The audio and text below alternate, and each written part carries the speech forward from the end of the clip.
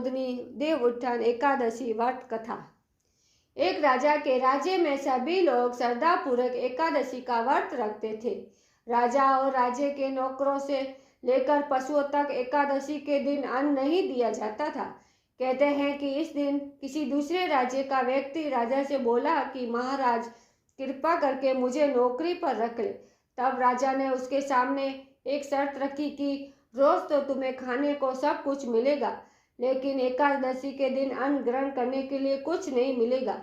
राजा के कहने के अनुसार वो व्यक्ति राजी हो गया, लेकिन जब एकादशी के दिन उसे फलाहार से सामना हुआ तो वह राजा के सामने जाकर कहने लगा, महाराज, इससे मेरा पेट नहीं भरेगा, मैं भूखा ही मर जाऊंगा, मुझे अन्न दिया जाए। राजा ने उसे शर्त की बात याद दिलाई, लेकिन वह व्यक्ति अन्न त्यागने के लिए तैयार नहीं हुआ, जिसके बाद राजा ने उसके लिए अन्न की व्यवस्था कर दी। वह रोज की तरह नदी पर पहुंचा और स्नान करके भोजन पकाने लगा। जब भोजन बन गया तो वह भगवान को बुलाने लगा, आओ भगवान, भोजन तैयार है।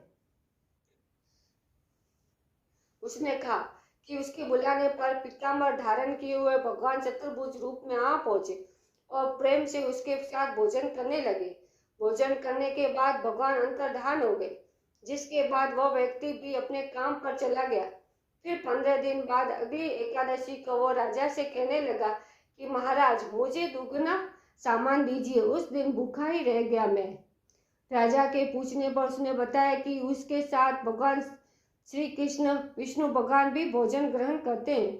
यह सुनकर राजा को थोड़ा अटपटा लगा और उन्होंने बताया कि उन्हें विश्वास नहीं हो रहा कि भगवान उसके साथ भोजन करते हैं।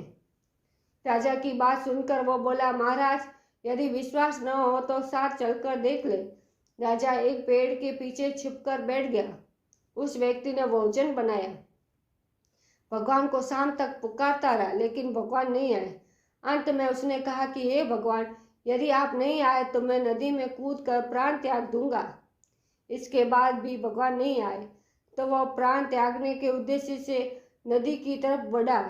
प्राण त्यागने को तैयार ही था कि भगवान शीघ्र प्रकट होकर उसे रोक लिया और साथ बैठकर भोजन करने लगे।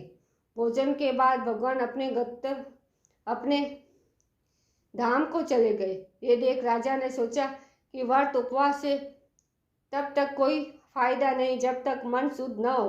इससे राजा को ज्ञान मिला, वो भी मन से व्रत उपवास करने लगा और अंत में स्वर्ग को प्राप्त हुआ। बोलो विष्णु भगवान की जय।